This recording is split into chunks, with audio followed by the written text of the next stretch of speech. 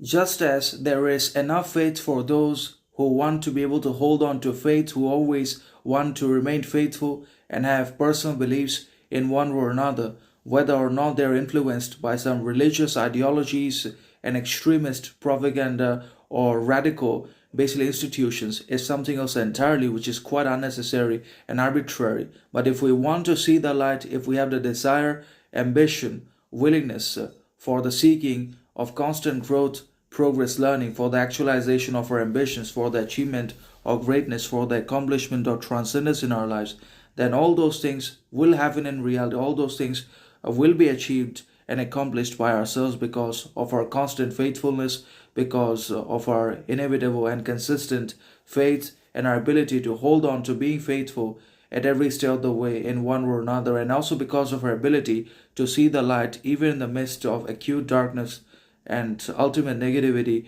and dangerous pains and evils anyways, unto which the whole world is drowning, also because of his unconsciousness, because of his unintegrated shadows in one or another. But then again, truth will also prevail ultimately if the collective becomes better.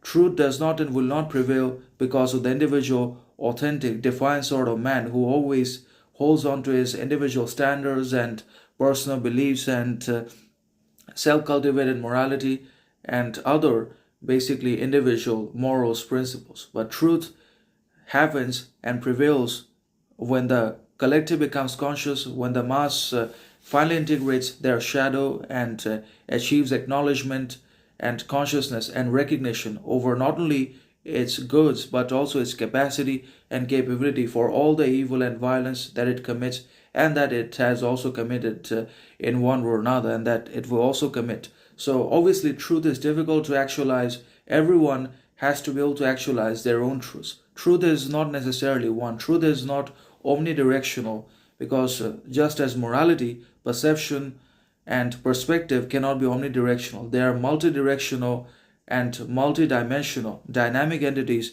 and qualities at the same time, because there are no truths, only interpretations. There are no absolute truths nor absolute facts, but only interpretation, comprehension, understanding from everyone by different men, obviously in accordance with their own mindset, understanding, education as they want to understand it, because everyone has their own way.